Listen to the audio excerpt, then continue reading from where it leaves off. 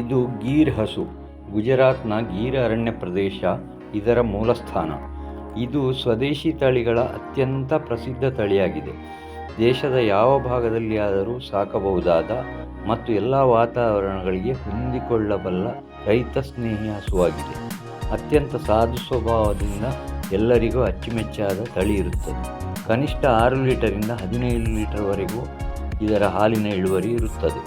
ಇದು ಸಾಹಿವಾಲ್ ತಳಿಯ ಹಸು. ಮೂಲತಃ ಪಂಜಾಬ್ ಪ್ರಾಂತ್ಯದ ತಳಿ.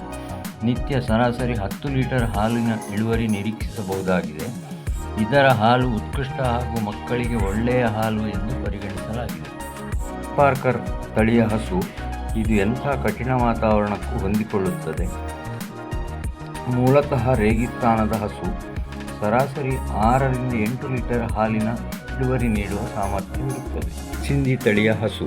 ಮೂಲತಃ ಭಾರತದ ತಳಿಯಾಗಿದ್ದು ಈಗ ಪಾಕಿಸ್ತಾನದ ಸಿಂಧ್ ಪ್ರಾಂತ್ಯಕ್ಕೆ ಸೇರಿದ್ದಾಗಿದೆ. ಬಿರುಬಿಸಿಲಿನಲ್ಲಿ ಆರಾಮವಾಗಿ ಬದುಕಬಲ್ಲ ವಿಶಿಷ್ಟ ತಳಿ ಆಗಿರುತ್ತದೆ.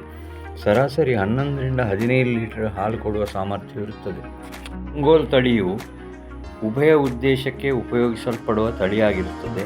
ಇದನ್ನು ಹಾಲು ಉತ್ಪಾದನೆ ಹಾಗೂ ಉಳುಮೆಗೂ ಬಳಸುತ್ತಿದ್ದಾರೆ. ಸರಾಸರಿ 12 ರಿಂದ 15 ಲೀಟರ್ ಹಾಲು ಕೊಟ್ಟ ನಿದರ್ಶನಗಳಿವೆ. ಕಾಂಕ್ರೇಜ್ ತಳಿಯ ಹಸು. ಗುಜರಾತ್ ಮೂಲದ ಹಸುವಾಗಿದ್ದು ಇದನ್ನು ಕೂಡ ಉಭಯ ಉದ್ದೇಶಕ್ಕೆ ಬಳಸಲಾಗುತ್ತಿದೆ. ಅಂದರೆ ಹಾಲಿಗೆ ಮತ್ತು ಉಳುಮೆಗೂ ಉಪಯೋಗಿಸಲಾಗುತ್ತಿದೆ. ಪ್ರತಿದಿನ ಸರಾಸರಿ 5 ರಿಂದ 8 ಲೀಟರ್ ಹಾಲು ಕೊಡುವ ಸಾಮರ್ಥ್ಯವಿದೆ. ರಾತಿ ತಳಿಯ ಹಸು. ರಾಜಸ್ಥಾನ ಮೂಲದಿಂದ ಬಂದಿದ್ದು ಪ್ರತಿನಿತ್ಯ 4 ರಿಂದ 5 ಲೀಟರ್ ಸರಾಸರಿ ಹಾಲು ಉತ್ಪಾದಿಸುವ ಸಾಮರ್ಥ್ಯವಿದೆ. ಧ್ವನಿ ತಳಿಯ ಹಸು. ಮಹಾರಾಷ್ಟ್ರ, ಕರ್ನಾಟಕದ ಬೀದರ್ ಮತ್ತು ತೆಲಂಗಾಣದಲ್ಲಿ ಹೆಚ್ಚಾಗಿ ಕಂಡುಬರುತ್ತದೆ. ಪ್ರತಿನಿತ್ಯ 3 ರಿಂದ 5 ಲೀಟರ್ ಹಾಲು ಉತ್ಪಾದಿಸುವ ಸಾಮರ್ಥ್ಯವಿದೆ. ಇದು ಮಲೆನಾಡು ಗಿಡ್ಡ ಹಸು. ಪ್ರತಿದಿನ 3 ರಿಂದ 4 ಲೀಟರ್ ಸರಾಸರಿ ಹಾಲು ಇಳುವರಿ ಇರುತ್ತದೆ.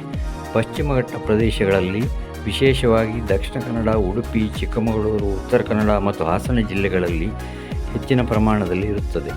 ಅತಿ ಹೆಚ್ಚು ರೋಗ ನಿರೋಧಕ ಶಕ್ತಿ ಇರುವ ತಳಿ ಆಗಿರುತ್ತದೆ. ನಮ್ಮ ರಾಜ್ಯದ ಹೆಮ್ಮೆಯ ತಳಿಗಳಾದ ಹಳ್ಳಿಕಾರ್ ಮತ್ತು ಅಮೃತ್ ಮಹಲ್ ತಳಿಗಳಿದ್ದು ಇವು ಅತ್ಯಂತ ಉತ್ಕೃಷ್ಟ ದರ್ಜೆಯ ಸ್ವದೇಶಿ ತಳಿಯ ಹಸುಗಳಾಗಿವೆ. ಇದರಲ್ಲಿ ಕೂಡ ಅಮೃತ್ ಮಹಲ್ ಹಸುವಿನ ಎಲ್ಲ ಒಂದು ಬ್ರೀಡಿಂಗ್ ಪರ್ಪಸ್ ಅಂದರೆ ಅದು ವಿವಿಧ ಉದ್ದೇಶಕ್ಕೆ ಅದರ ತಳಿ ಸಂವರ್ಧನೆಯನ್ನು ಮೈಸೂರಿನ ಮಹಾರಾಜರು ಕೈಗೊಂಡಿದ್ದರು. ಅದನ್ನೇ ಈಗ ರಾಜ್ಯ ಸರ್ಕಾರದ ನೇತೃತ್ವದಲ್ಲಿ ರಾಜ್ಯ ಸರ್ಕಾರದಿಂದ ಅಮೃತ್ ಮಹಲ್ ಕಾವಲ್ ಫಾರ್ಮನ್ನು ವಿವಿಧ ಉದ್ದೇಶಗಳಿಗೆ ಬಳಸಿಕೊಳ್ಳಲಾಗುತ್ತಿದೆ. ಇದು ಪುಂಗನೂರು ತಳಿಯ ಒಂದು ಕೃತಕ ಗರ್ಭಧಾರಣೆಯಿಂದ ಜನಿಸಿದ ಹೆಣ್ಣು ಕರು. ಇದು ಆಂಧ್ರದ ಚಿತ್ತೂರು ಜಿಲ್ಲೆಯ ಪುಂಗನೂರಿನಲ್ಲಿ ಪುಂಗನೂರು ಮೂಲದ್ದಾಗಿದ್ದು ಅಲ್ಲಿನ ರಾಜರು ಈ ತಳಿ ಅಭಿವೃದ್ಧಿಪಡಿಸಿದ್ದಾರೆಂದು ಪ್ರತೀತಿ ಇರುತ್ತದೆ. ದಿನಕ್ಕೆ ಸರಾಸರಿ 1.5 ರಿಂದ 3 ಲೀಟರ್ವರೆಗೆ ಹಾಲು ಕೊಡಬಲ್ಲ ಸಾಮರ್ಥ್ಯವಿರುತ್ತದೆ.